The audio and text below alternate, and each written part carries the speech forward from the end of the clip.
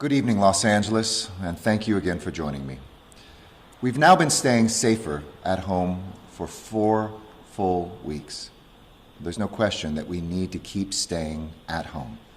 And I want to thank you for the lives you've saved and the lives that you've connected during this crisis with each other.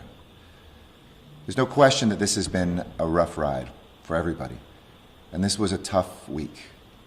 We buried more dead this week than we have in any other week during this crisis. And we diagnosed nearly 3,000 more Angelenos just this week alone. But in the midst of tears and facing the tragedy that we have, you have stepped up. You have been incredible first responders. You've shown the heart of the city, and you've shown the guts of Los Angeles. You've shown LA love, and for that, I'm so grateful. There's a lot of news out there that people are starting to fray, and I know that it's been tough on a lot of people. But I want to be clear that while those stories can be found, that's not what we're seeing. 99.9% of Angelenos are doing the right thing. Even across this nation, I believe people want to save lives, that this isn't about politics or partisanship. This is about people, and this is about perseverance. Keep showing your courage. You know, I said at the beginning of this, I wouldn't wait one day longer than necessary to take the actions, the sometimes scary actions to save lives. But I also want to reassure you as well that we won't open things up one day earlier than we need to, but we won't wait one day longer than we need to either. We will continue to be guided by health professionals, by science, by doctors, not playing any games with your life or your lives. But we will do what is right for the life of Los Angeles, now and in the future. So let's turn to today's data. Today's data snapshot is going to offer comparison where we were a week ago as well. And after that, we'll move, as I usually do, into some announcements and updates. Over the past 24 hours, we've lost 4,591 Americans. To put that in perspective, that's more in a single day than we lost in the entire Iraq War. We're experiencing more deaths than 9/11 every day in America right now. In Los Angeles County, we had 567 new confirmed positive COVID-19 cases today, bringing our total to 11,391. This is a 5% increase since yesterday. 1 week ago today, there were 475 new cases on Friday, and a total of 8,430 cases. In the city of Los Angeles, those numbers are 241 new cases, bringing the total to over 5,000 for the first time, 5,093, also a 5% increase. And a week ago, there were just 200 new cases and a total of 3,787 cases. And today, we learned of 40 new deaths countywide. While lower than yesterday, an unthinkable number just a week or two ago. It brings the total of our fallen angels to 495 people, which is a 9% increase since yesterday. We'll continue with the numbers, but I want you to say one thing we can't quantify as a loss. It's incalculable. And we know that for everybody out there suffering, that this is not about numbers. This is about the lives of a loved one, and our hearts ache alongside you. And I want to thank again this city and all of Los Angeles for your response to this crisis and the way that it has saved lives. Today, our deaths are doubling every 7 to 8 days, and we're making progress. We really are. That said, the last 4 days have seen the highest number of deaths reported since the beginning of this pandemic, so we've still got a way to go. The data point I haven't previously discussed is our mortality rate. That's the number of people who die from the positive cases that are diagnosed. Today, that figure stands at 4.3% in Los Angeles County. Now, that can change because if we learn that more people were positive, even more than took tests, that number may go down. But at 4.3%, I want to compare that to our seasonal flu mortality rate of just 0.1%. Today, it stands 43 times higher, more deadly than our seasonal flu.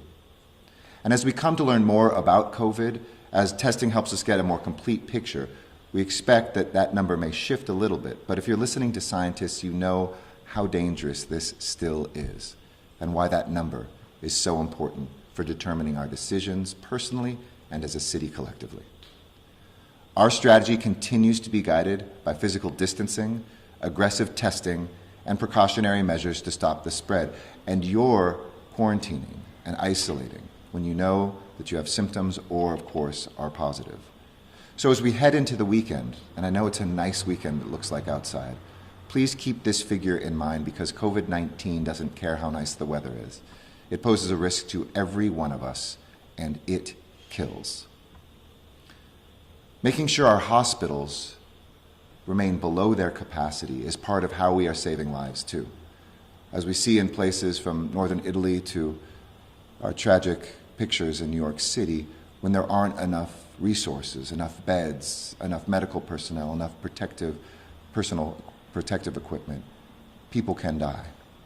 But there's good news here still. In Los Angeles County, our general emergency hospitals have 1,551 beds available, including 1,309 acute care beds and 242 ICU beds. And we have an inventory that we have grown and now have available of 1,119 available ventilators. And we need folks who are infected, even if you are asymptomatic. If you are feeling a little bad, but you're like, I got this, we need you to get tested. We need you to get tested not only because it's important for you to know whether that cough you have or that fever you have, even if mild, is COVID-19 versus something else, but we need to know because if you don't know, you might not be isolated from people you love or when you go out because you think you're okay.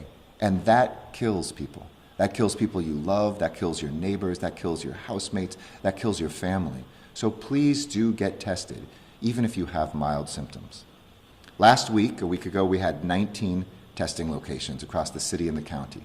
Now there are 30.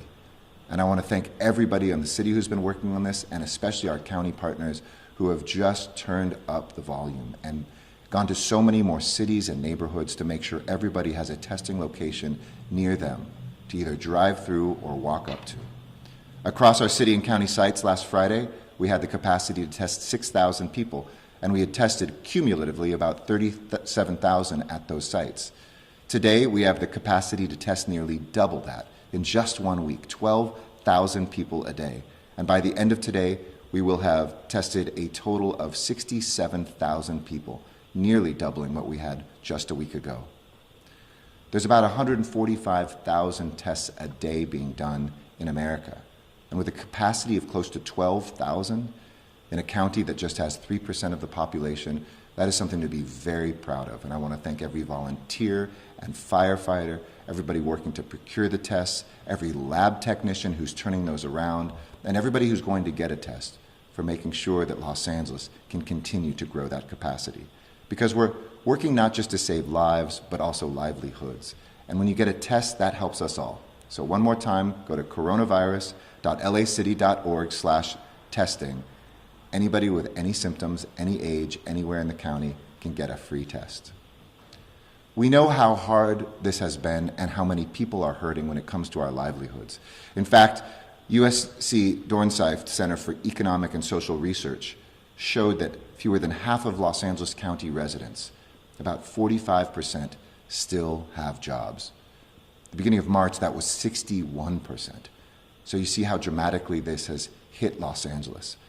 And people need to pay their bills, they need to make their rent, and I want you to know that there are resources available that not enough Angelenos are signing up for.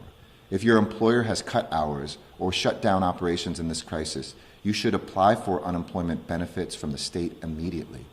And we know the federal rules have changed too, so folks that are independent contractors can now apply for unemployment as well. Having no job doesn't need to mean having no income.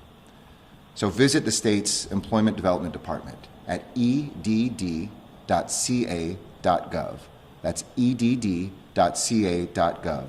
And if you need help navigating the application, if you've never filled it out before, call into one of our city's WorkSource centers or call 311 and we'll connect you there to reach your nearest location. And remember, for those of you who still want to work in a critical industry that's hiring today, whether that's in a grocery store or making deliveries or in a hospital, go to that portal that we set up at the very beginning of this, because there are still jobs available, at lajobsportal.org.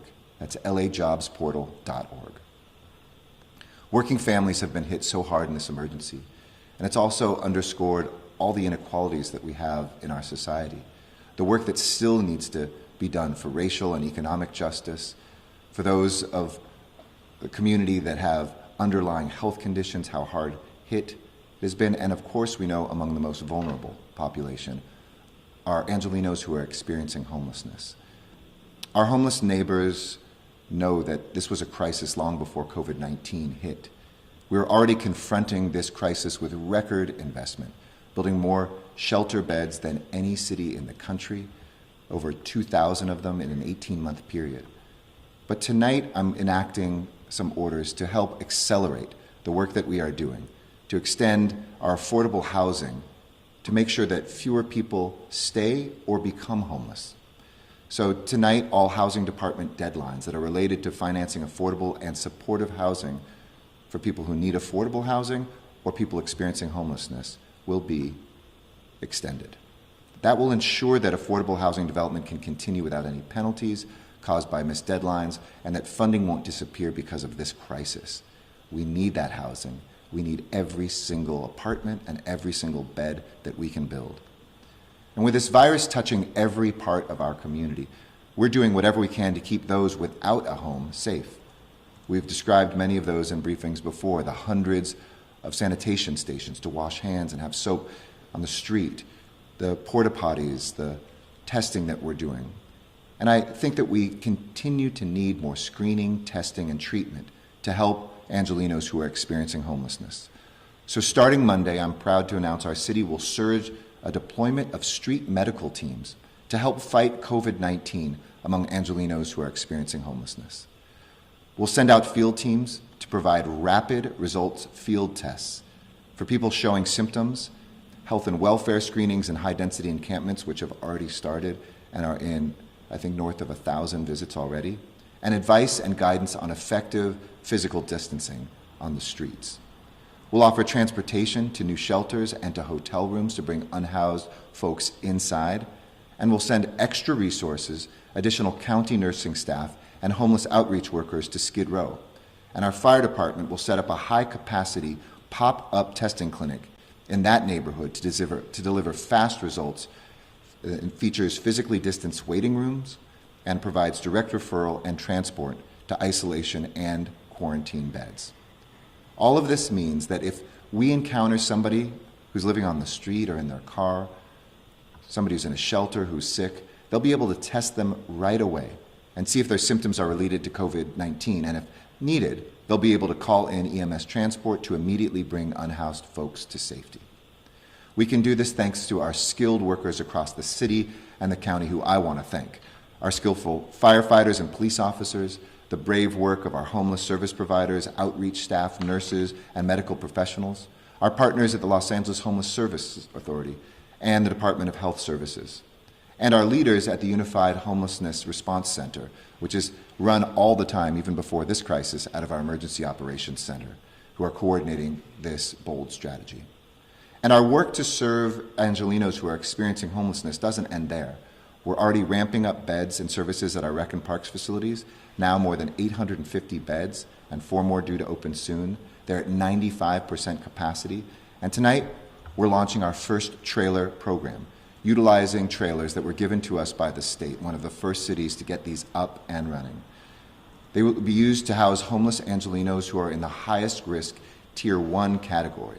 That's asymptomatic individuals, so they're not sick yet, who are over 65 years of age, have chronic medical conditions, or both. The first 10 are going to open on the campus of Woodland Hills Rec Center, and our goal is to provide more than 300 trailers citywide in the coming weeks. As you can see, we're deploying every resource to help people who are most vulnerable and susceptible in this crisis. So alongside those trailers and those shelter beds, we're renting hotels and motels to house those in need of shelter. So let me update you on that as well.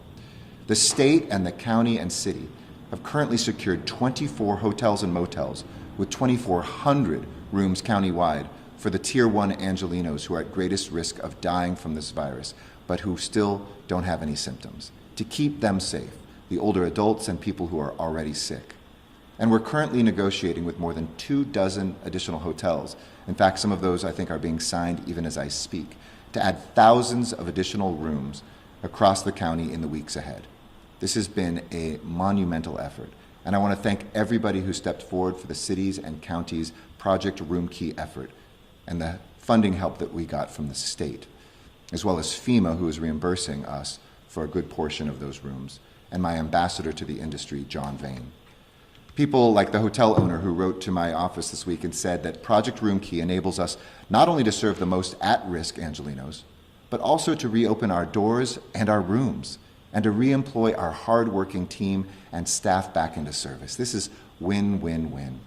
It's win for our health, it's win for people experiencing homelessness, and it's a win for employees that were laid off or who had no hours. And she's right. So tonight, let me speak to every hotel and motel owner and operator in Los Angeles County. We need you. Please contact us and become a part of this movement. Get your employees paid. Help us solve this problem of COVID-19 and find a permanent solution to homelessness in Los Angeles County. If you want to be a part of this, please go to coronavirus.lacity.org/rooms. I've spoken to you also about our progress in building a medical relief center in the South Hall of the Los Angeles Convention Center, which usually is full of visitors and conventions, but due to COVID-19 has zero business going on now. And our medical relief center, I can now announce, is ready to receive patients as needed. We built this center to ensure our healthcare system can handle a potential surge in COVID-19 cases. It will serve low acuity patients and free up beds in our region's hospitals.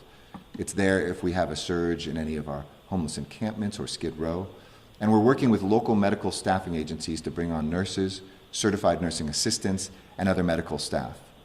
So far, because you've done a great job flattening the curve, our hospitals have been able to manage the patient volume.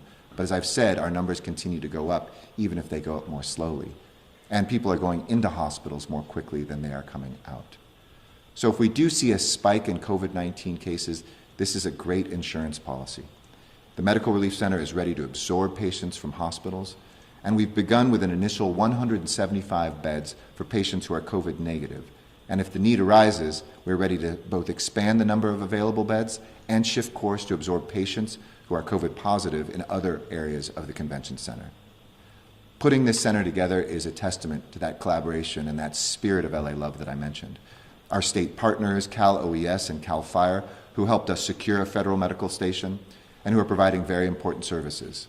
The California National Guard, who helped deliver and set up the station. LAFD, who led the build-out and the logistics. The Smith Group architecture firm, who provided the renderings of the space pro bono. And the county, which offered crucial guidance along the way. And I want to thank Andrew Lika, who is the former CEO of Good Samaritan Hospital, who we've hired as Chief Administrator for the Medical Relief Center, and Dr. Lydia Lamb of LA County and USC Hospital, who we brought on as Chief Medical Officer of this facility. Let me finally recognize also LAPD Commander Phil Fontanetta, who came out of retirement to oversee this project. LAFD Chief Andrew Warden and Captains Chad Richardson and Chris Wynn, who coordinated and managed the logistics of this exceptional undertaking. And I'd also like to acknowledge one additional person on my staff, Jason Crockett. You're doing an amazing job, Jason, and thank you. While we pray for these beds to go unused, it gives us all greater assurance that we are prepared to care for Angelenos no matter what happens in the weeks ahead. Being prepared also means being ready to deliver assistance to all of Los Angeles. That's what our philanthropic efforts have been about throughout Los Angeles. You heard last night about CORE. Each night you hear about what we're doing at the Mayor's Fund. And on Tuesday, as I mentioned, we started accepting applications for Angeleno cards, no-fee debit cards providing direct financial assistance without prejudice to the hardest hit families in our city. And we're still tallying the final figures, but after applications closed for this round last night, as I said, the more money we raise, the more we can give out. It appears that in just 3 days, more than 454,176 applications were submitted. And I want to be clear, that's more than there are going to be cards for now. But with your help, we can continue adding more And this week, we will start sitting down with those families and those applicants to make sure we can get those cards out as soon as possible to relieve the stress, to relieve that pressure, and to relieve some of the bills that people have. So we will contact applicants moving on through the process to let them know the next steps, and we'll also send text messages and emails to those who aren't receiving cards at this time. It's going to be done randomly, but you'll still stay in the mix, and as we raise more dollars, we may be able to get in contact and give you more. But also, please be aware of scams. This made such huge national news that we had people from all over the country trying to get these cards as well, and no official will ever call you and ask for your information like a social security number or a bank account. If you get a call like that, just hang up. We have more people in need than we have resources right now to help, so please do give. mayorsfundla.org/Angelino. And thank you to so many people who have heard about this, stepped up, and put in more money, even doubling down on earlier donations. We're all in this together, and we're going to get through it together. Finally, let me just say in conclusion, I know how sad this week has been. Many of us have spoken with families of the fallen, with people who themselves were unable to hold their loved ones when they died as a result of COVID-19. It left more families that are grieving a parent or a grandparent, a friend, and we're here to grieve with you. One of the cruel things about this is that we can't be together at some of the saddest moments in our life. We're hurting, we're worried, but I want you to know we are not powerless. We have the power to help one another. We have the power to change the destiny of this city. We have the power to change the direction, not just now of getting through this crisis, but what sort of city we want to build coming out of this. This Sunday, by charter, I'll be giving my annual State of the City address, and I'll be going a little deeper into what this has meant and what we might be able to do in the days ahead. But I want you to draw on the power that you have, to not feel powerless or lonely at home, but to feel powerful as part of this city of angels. So stay safe and stay healthy, and please stay at home. Thank you, and all strength and love to each and every one of you. With that, I'm happy to answer questions. And our first question comes from the line of Steve Gregory with KFI News. Please go ahead. Hey, Steve. Hey, good evening, Eric. Thank you for taking the call. I just had a quick question about your opening statements about, because what we're seeing out in the field is a little different than what you just described about people not staying home. We're seeing aerial traffic now from traffic copters and stuff like that, where there's much more traffic on the freeways and the roads than there were just 2 weeks, 3 weeks ago. And it's really starting to become pretty much an everyday occurrence. More and more people are getting more bold. And I'm just wondering, at what point do you sort of adjust and pivot to make sure that this is either going to be taken care of or you're going to tamp it down a bit? Well, there's two things that we look at. One is the data of the cell phones, not individual cell phones. We don't have that, and nor do I want it, but to the anonymized data of where people are moving. And that stayed pretty constant. There's no question that we see that, and I know you might be speaking about parts of outside even the city. We've noticed one trend, for instance, along PCH, that is one of the few areas where you see beginning and end of the day still yellow, where everything else is green. Occasionally you see red on a freeway. That's usually because of an accident. We see at rush hour still some places that are pretty crowded, but not anywhere close to where it was before. And so we go by the data, but there's no question we won't hesitate if necessary. We saw this week, for instance, at the skate park at Venice Beach, and people were there, so we had to put sand into the skate park to make that unusable for now. When we come out of this, we'll clean that sand out. We haven't hesitated where there's businesses that continue to flaunt the law. Today we had the first shut-off of the power of a smoke shop in Reseda that 5 visits later still refused to shut down. So we do have a good arsenal of tools to use. We're continuing to do enforcement. We appreciate people telling us of these things. But I would underscore what you said. For anybody who said, oh, it's been now 4 weeks, I'm getting out of the house more, please don't. That's not just bad for your health. It's bad for everyone's health, and it can kill someone. It might feel like you haven't been out much, but you could be asymptomatic and a carrier from a trip that you took to a market where somebody else asymptomatic or who was out there and shouldn't have been had it. This is how things explode quickly. And as we said, one projection I will keep sharing with you, If we lifted the veil of everything tomorrow and said everybody go back to normal, 95% of us, it is estimated, would have COVID-19 exposure by August 1st. I don't have to tell you what 9.5 million people in this county going through in the next 4 or 5 months COVID-19 would mean to our deaths, our death rate, our hospital capacity, et cetera. So also, though, in a hopeful way, please stay home, because we are having those conversations and pushing our state and federal governments and working together with the county on where can we write the rules of the road, get the blood testing, figure out the ways that we can move forward. And I do want to say two things that I mentioned last night, because I want to use different language, because I think people can misinterpret it.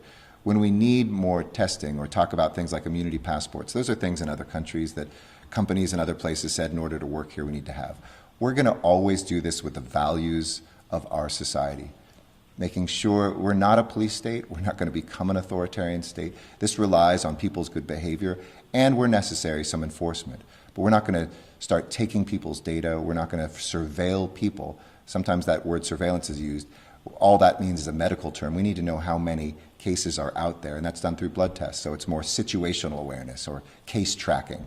And those things, I think, are going to dictate that we can, in the coming weeks, I spoke with Dr. Ferrer, she's talked about this a little bit publicly, if we keep this up, sometime in May, we can see some things potentially be relaxed with new rules, with very careful safeguards about maybe which shops open or some of the things that we can get back to doing. But that has to be designed very carefully with our public health professionals, and even the best case scenarios, that's still a couple weeks at a minimum off, if not more.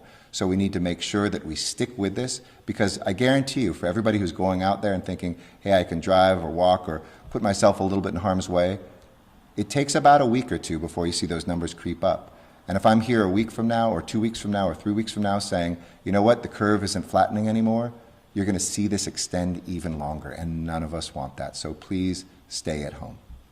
Thank you. Next question. Next, we turn to the line of Robert Kovacic with NBC. Please go ahead. Hey, Robert. Mayor Garcetti, how are you, sir? Hanging in there. Strong.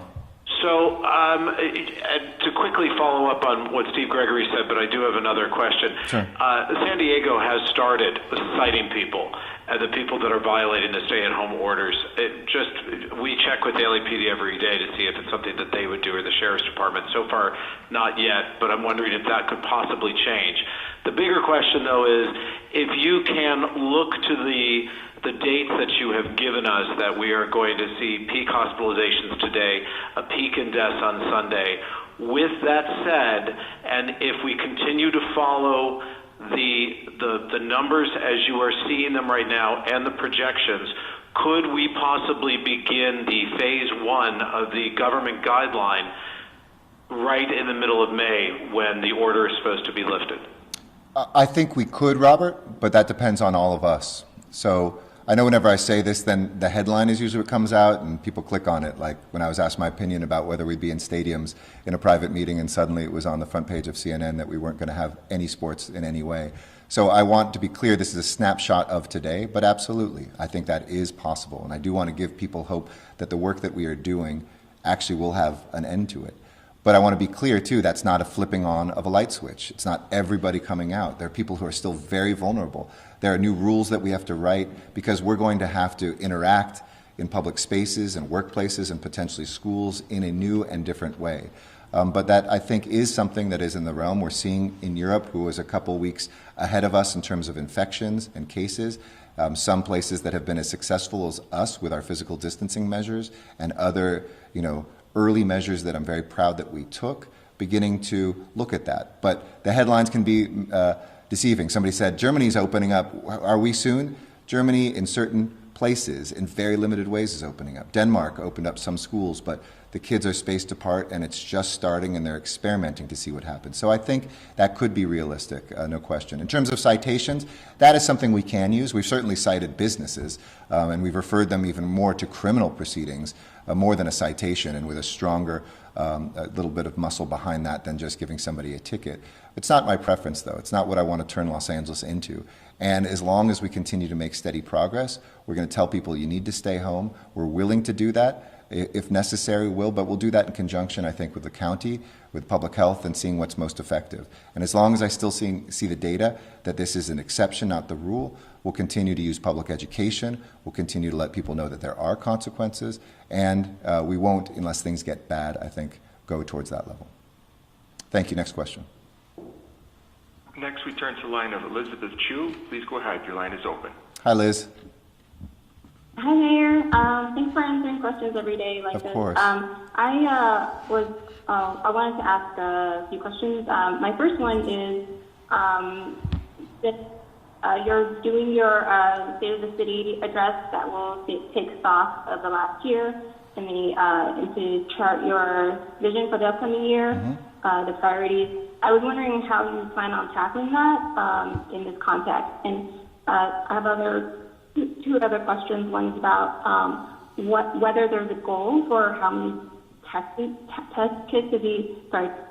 to be made available per day that you think will allow for widespread testing to be available even to people without symptoms. And also, how much have you raised as far as Angelina campaign, and how many of the 450,000 might be getting the first wave of Sure. I guess, checks or debit cards? I'll work my way backwards, Liz. We don't know because it'll depend on the size of the families. It's 700, 1,100, or 1,500, depending. So part of that will depend. We've raised, I think it was 10 million last time I checked, but it might be even higher. Hopefully we'll get even higher.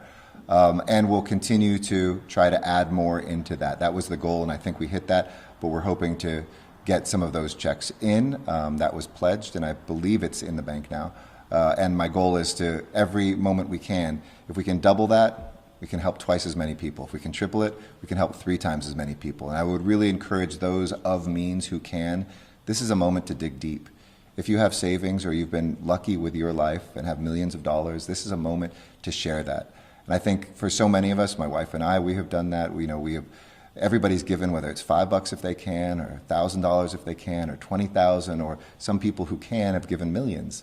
And I'm so grateful to them, but that will ride on how much, but we're up to 10 million, I'm confident already. A second, with widespread testing, there isn't a magic number where we can start testing people who are not symptomatic at all. And, because you have, at that point, 10 million people to test. And while our capacity is probably in the top 5 in the country and one of the top cities in the world, quite frankly now, we unfortunately don't have anywhere close to 10 million tests that we could do, testing people with the virology tests frequently, like once a week or even once a month. So that's still a while off. But we may be, in coming weeks, if we continue to build at this pace, be at a place where everybody who's symptomatic can be tested and they're not fulfilling all those tests. We will start to look at asymptomatic people, especially for that situational awareness that I mentioned, knowing how many people actually have it. And I hope that we can offer some of those tests with the blood tests that we're undertaking. Because remember, blood tests are a historical snapshot. Did I ever have COVID-19? Because the blood test will show antibodies generated in response to that. But it doesn't say whether you're contagious or not. At the same time, virology tests show you whether you're contagious right now, whether you have symptoms or not. And if we could give those to the same people, we could see, are some people showing evidence that they had it, but they are not contagious, or vice versa, some people contagious, but the antibodies have not yet been created. So we can look at using that to further the work that we're doing that will help us get to a place where we can open more quickly different parts of the city. And then third, State of the City, I just have to say, stay tuned. I don't want to give the speech now that I have to give on Sunday, but I'll tell you the values behind it, that this is an immensely difficult year, that we will have to make cuts in our basic city services, that we will have to tighten our belts and have shared sacrifice as a city workforce, that some of the most important things that have been laid out in this crisis of our values, but also our priorities, need to continue around public safety and health and housing. And then lastly, I want to challenge our city not just to think about trying to rebuild the city of old, but how do we take this moment and a tragedy and from it find some triumph of a way that we could rebuild a city that doesn't just come back economically, but is more fair for people of color who don't have the same starting line that other people do, for poor folks and immigrants, for people who've experienced violence, for children who are in schools that don't have the same education as other schools. Those sorts of questions is something that I'm going to are something that I'm going to propose this Sunday and challenge us to not think about just getting through this, but getting through this stronger and better than we were before. Thanks, Liz. Next question, please. Next, we turn to the line of Ben Areskis with LA Times. Please go ahead. Hey, Ben. Hello, Mayor. Hope you're feeling better. I am. We have heard, Doug and I have heard from county officials and city officials as well about how with Project Room Key, there's been some challenge or struggle to lock down rooms in hotels for homeless people downtown near Skid Row. Yep. Have you determined whether you have the legal power, authority to force hotels to be used as housing for homeless people or anyone during this emergency, even if the owners of these hotels don't want that to happen? Sure. And if you've chosen not to go that route, why is that? So we have made some good progress. I hope that some of the things that we were talking about earlier in terms of some of the contracts that are under negotiation right now should be announced in the coming week. So that was a priority, and I think we've made some headway in downtown. I do have the authority, though we have the obligation financially in those places as well. I can take property as part of the emergency powers, but we're liable for that, and that can be a long, drawn-out fight that sometimes is more expensive than good negotiations. And I will not take that off the table. If that's necessary and we're coming up short, I think this week, finally, we saw some really good progress, and there's been heroic work by the county, by the state leading up to this.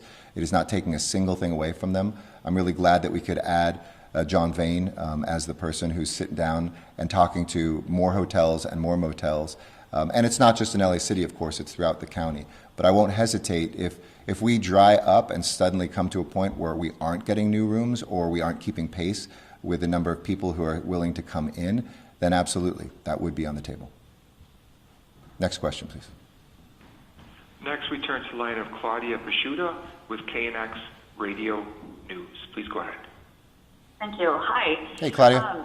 Given that you're talking about furloughs and big cuts, I'm wondering, and I'm taking a page here from my colleague Steve Gregory, who asked this on the county side, but I'm wondering if you would consider, taking a voluntary pay cut yourself, if any of the city council members, others in the city who get higher salaries might be doing something like that, even if it's just as a show of solidarity. Sure. I know it's not going to solve your budget problem, but, to set an example. Yeah, I prefer not to always publicly talk about these things, but since you asked me, I did donate the equivalent of my salary for this month to the Angelino Fund to help Angelinos who don't have that. I think that is a show of courage and a show of solidarity and something I'll continue doing in this crisis. Absolutely. But I don't know about other council members. Next question. And next we turn to the line of Carla Hall with Los Angeles Times. Please go ahead. Hi, Mr. Mayor. Let me actually follow up a little bit on something that Ben just asked. Sure. With the hotel owners that we're hearing are kind of resistant to signing leases, are you at least maybe calling some of those people and trying to persuade them to sign leases? Yes. And then on a related matter, is there any thought of stopping expanding the rec center shelters and just concentrate on putting people in hotels and motels and maybe the trailers that you just mentioned? And I know you haven't had a lot of cases, or many cases, of COVID in the shelters, but once you get one, you end up quarantining the entire shelter and the whole thing gets complicated. Yeah, that's a good point. We don't always. We had one where we didn't need to, and we always go on public health's advice from the county, But no question. I want to make clear there's no one team that if we're working on hotels can't open up shelters, or vice versa. If we're opening up shelters, we can't work on hotels. We need to be doing both at the same time. But there's no question that it's not just in congregate shelters where people can get sick. Hotels, we've seen throughout the country, are places where this can spread too. There's shared HVAC systems, et cetera. So they're not perfect, but I do believe them to be better. As long as they have two things. They have the same sort of services there and the same sort of health. In a congregate setting, it's easier to do things like provide food, have nurses check on temperatures, et cetera, than in hotels and motels where people come and go and not everybody's there and you don't always see. But I do think that hotels and motels are absolutely a great solution, and one that we put ourselves into. It was originally the state said, hey, we'll do this with counties, and we said, can we help as a city? The county said, absolutely, we welcome you, and other cities are doing that too. In some cities they've opposed, but we don't have to name those tonight. But most of them have stepped up and together with the county said, we realize this is an emergency. And so, yes, I have personally talked to folks. I'm willing to pick up the phone with any hotel or motel owner. But so far, the pace really, I want the story to be not that it's been tough. This has been a really good week in getting hotel rooms. If you told me just a couple weeks ago, you get more than 1,000 rooms in a single week, have a couple thousand or a few thousand more ready to sign, that would have been difficult for me to believe. But I really do think that the momentum has started. It's well past the pump being primed. We're getting a lot of interest. We're signing a lot of contracts. We won't always be able to say where they are, to be clear, too, because remember, not just going for folks that are experiencing homelessness, but sometimes a mix of people who are not and or who are experiencing domestic violence. And we had direct contacts. I've talked to one hotel owner, for instance, that helped us make sure that we had a hotel for victims of domestic violence because nobody was moving out of shelters, understandably, and a lot of people needed to move into those to save their families. I hope that helps. Next question. Thank you. Next, we turn to the line of Kate Nishimura with the Sourcing Journal. Please go ahead. Hey, Kate. Good evening, Mayor Garcetti. Thank you so much for taking my question. Of course. We are a publication that serves the fashion industry and its retail and supply chain partners. My question for you is for the massive network of LA brands, retailers, and manufacturers that are dealing with store closures and other disruptions to their businesses. I know many are already engaged through the LA Protects program led by your office to manufacture much needed PPE, but what other measures can members of this industry take to stay engaged with the community and maintain the health of their businesses through this crisis? Absolutely. Look, we're going to be looking together, and it was great to see the governor's announcement of his economic task force and some great Angelinos that are serving on that. I've been talking with the county in depth and Dr. Ferrer, Chairwoman Barger, about what our efforts need to be here at the local level, because I think that LA can lead in a number of our industries. We can write the rules potentially for the country and the world on entertainment and music. How do we get back to filming? How would we have concerts even if there's no audiences? Sports, things like that. And fashion is one of those areas that we've talked a lot about. The apparel industry, my grandfather was a tailor. That's part of the reason I'm here today, was because the opportunities the city afforded him in the apparel industry. And we have to make sure we don't lose those jobs and lose them permanently. So LA Protects was the first part. As you mentioned, this is the facial coverings being made by LA sewers and LA sewing machines. Folks that right here are helping meet a need and hopefully being able to get those folks back to work. But I hope that as we look at the new places that we will open up and the rules that we write, that this can be one of the first industries that can get back to work, because it is possible to space people safely. It is possible to protect them. And that will also help us, as Dr. Ferrer said, at a certain point, people need to get some clothes for their kids. We have to look at our retail establishments. And while it'll be very different, we might have temperature checks. We might have people phased to come into stores. Those are the sorts of things that I think we can begin to see the rays of light ahead. In terms of other things, I would say just other PPE is helpful. I know the materials are difficult to obtain for the medical grade, but there are folks out there who need protection, not just facial coverings, but in places where they can be exposed. Folks who drive taxis and rideshare, people who clean hospitals and things like that. So that's another area. All of that can be done if you're interested in a business through LA Protects, and we can connect you with much more than just making face masks, and know that it really is a priority for us to save this industry, to get it back on its feet quickly, and the number of low wage workers that are there who are really hurting right now. The best way we can help them is to help them get back to work. So thanks so much, Kate. Next question, please. And our final English question comes from the line of Doug Smith with the Los Angeles Times. Hey, Please Doug. go ahead. Hello, Mr. Garcetti. I wanted to ask you, you have alluded to the fact that there have been cases at shelters, positive tests at shelters. Are you considering, or have you started doing any preventative surveillance testing at shelters? With testing, we've done some, and we are working with all of our homeless service providers, especially the medical providers, to do proactive testing on the streets, and that includes people who we could test before they go into shelters. There are medical checks before anybody goes in. When there are cases that happen, we have the public health department of the county there, and we follow their advice. And it's worked the way it's supposed to be. From the beginning, when I talked with Dr. Ferrer and her guidance, that it was much better to have people off the streets and in congregate shelter as long as they were spaced apart, as long as they were screened before coming in, than having them on the street. But she also cautioned there will be people who do get COVID-19, have positivity.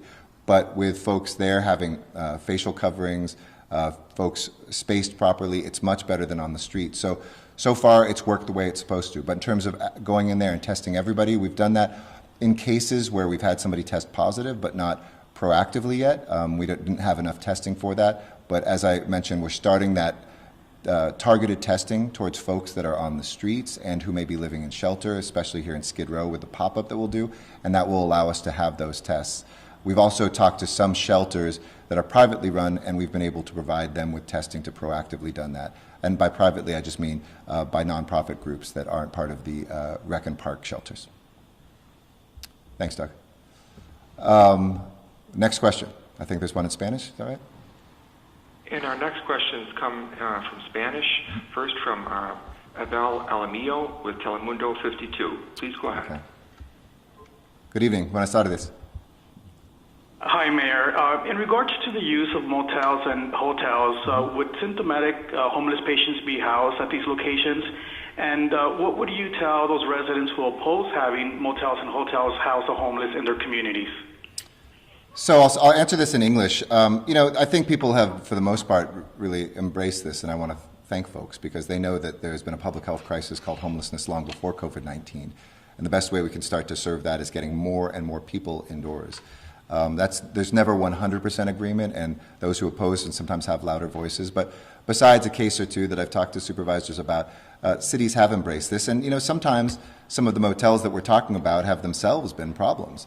They've been places of prostitution or drug use. They've never had security on site the way that these do, never had services on site the way that these do. So it actually is an upgrade to look at using them as a shelter as opposed to some of the uses in the past. So I would say we can save a life and we can transform a life. And in terms of the rooms themselves, there's two different types of them. There's Tier 1, which is for folks who have not yet had any symptoms, and we're keeping them safe because they're very vulnerable.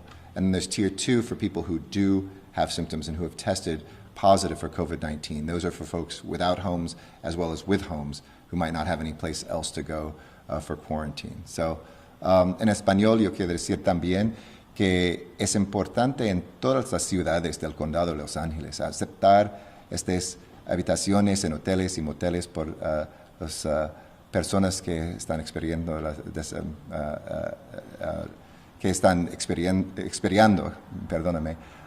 indigencia.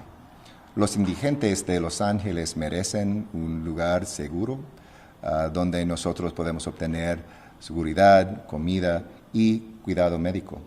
Y es mejor en nuestras comunidades a tener nuestros hermanos y hermanas de las calles en hoteles y moteles en las calles, en los campamentos donde COVID-19 es una amenaza muy grande. Espero que todas las comunidades no solamente puedan aceptar pero con el condado y el estado nosotros podemos encontrar más dueños de estos hoteles y moteles que pueden dar estas habitaciones a la ciudad, el condado, porque también sus empleados pueden trabajar. Y es bueno por la salud de nuestra economía y contra la indigencia. Gracias. Thank you. One more Spanish question, I understand? And our final question comes from the line of Victor Cordero with Estrella TV 62. Please go ahead. Hola, Victor. Hello. Alcalde, ¿qué tal? Muy buenas tardes. Buenas tardes. Thank you very much for doing this and answering questions. I'm going to ask in English and then I'll try to do it in Spanish really quick. Okay. I remember the first time that you did the virtual press conference, like if it was yesterday, and sometimes again, I think it was like ages ago, when you said at the end, our lives will change forever. That still bounces in my head, like I even get the chills.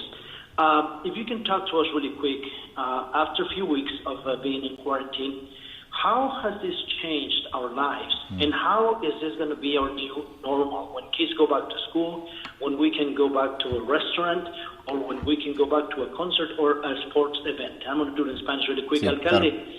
Cuando dio su primera conferencia de prensa virtual, yo me sorprendí mucho, como si lo escuché ayer o como si han pasado décadas, cuando usted dijo que, para terminar, que a partir de ese día la vida de nosotros, los angelinos, iba a cambiar para siempre.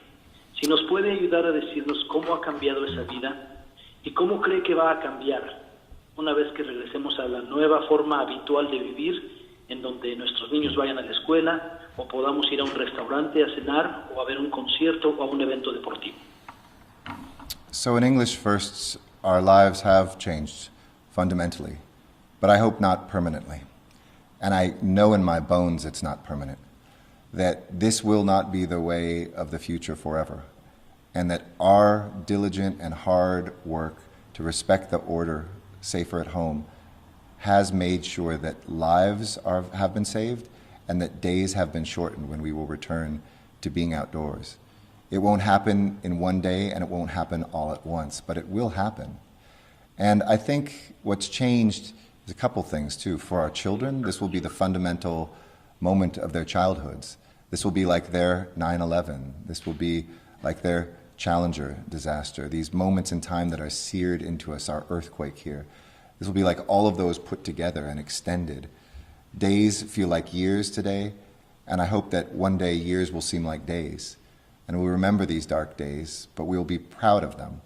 And I hope that the last thing that changes is not just the economy, but that if we come back together, that we will see a changed attitude towards one another. Look, I'll be honest with you, I think a lot of people feel like we're at that moment where this might start to fray. I'm confident that we all can lead away from that this doesn't have to go back to us hating each other because of what party we're a part of, or what color we are, or what religion we have, that we practice. We can't go back and let this be a tribal moment or a desperate moment.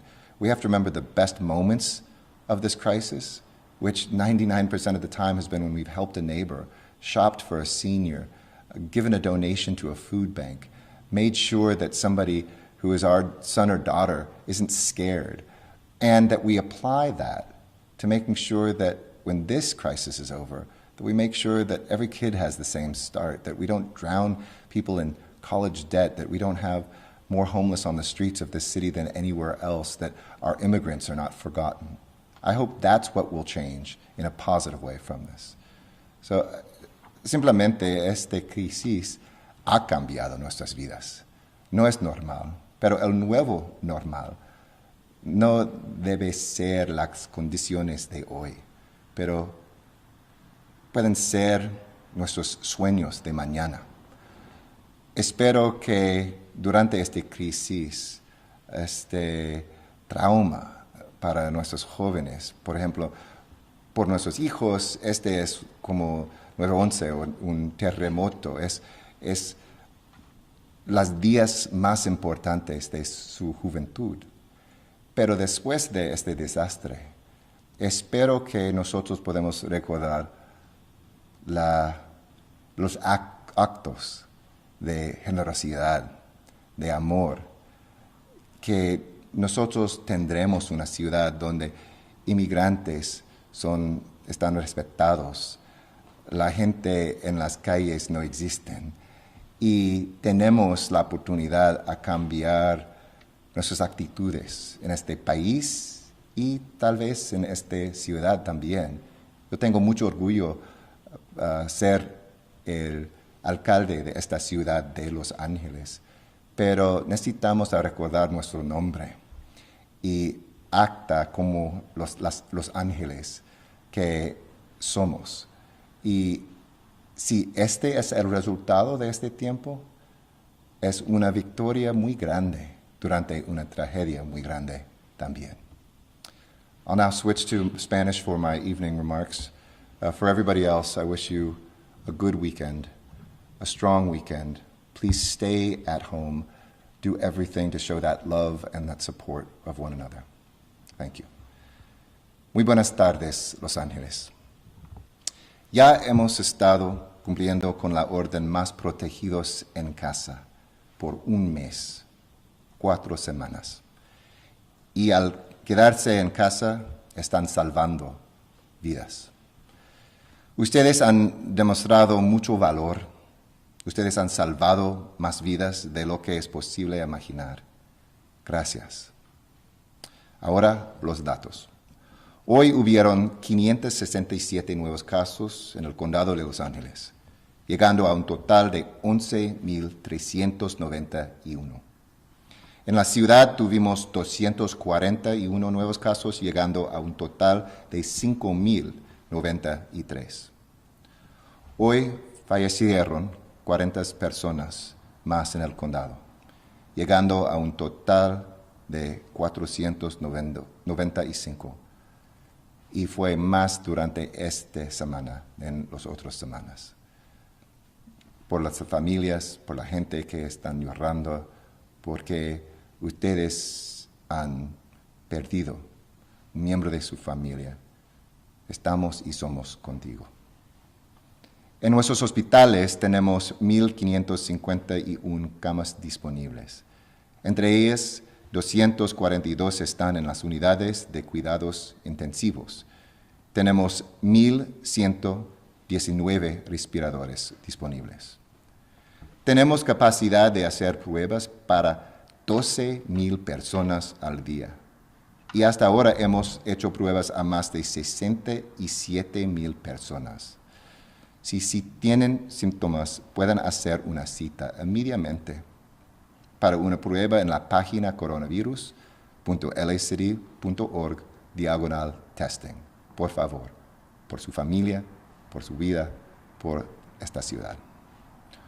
Un informe hoy de USC, la Universidad de California Sur, revela que menos de la mitad de los residentes en el condado de Los Ángeles, el 45%, todavía tienen empleos. En marzo este número fue 61%.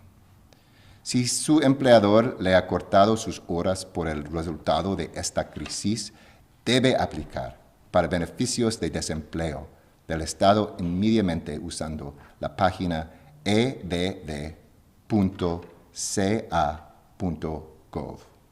Y si necesita ayuda con su solicitud, pueden llamar al 311, un servicio gratis de la ciudad.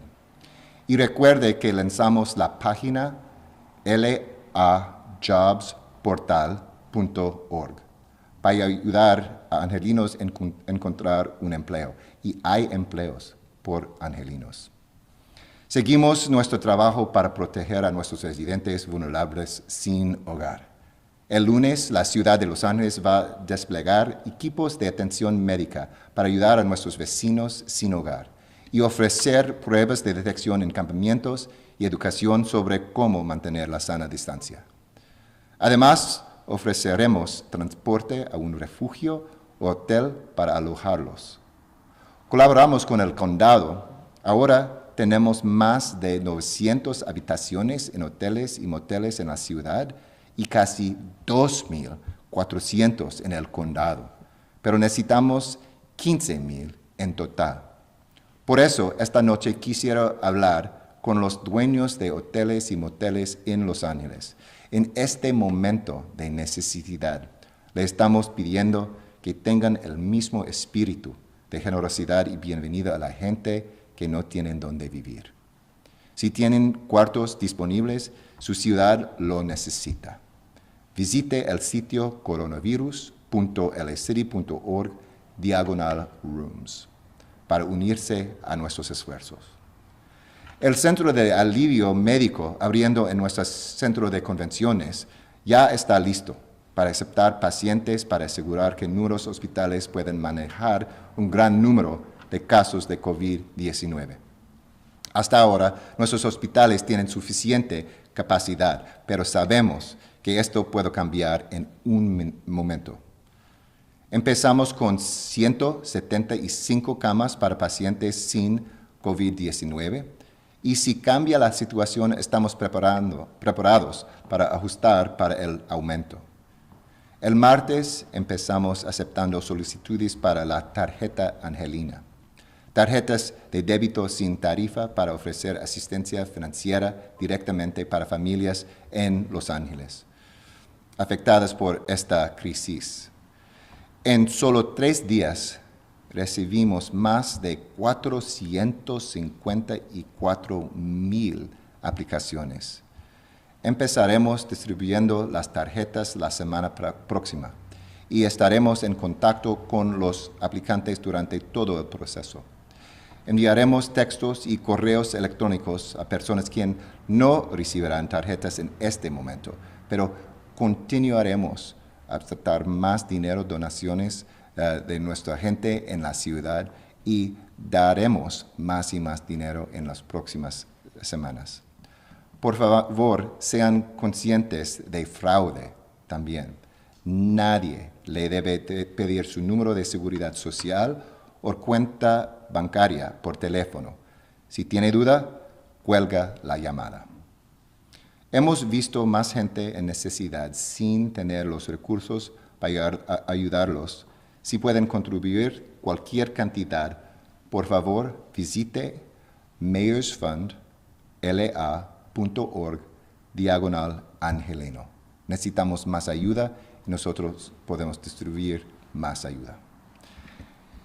Esta semana fue muy difícil.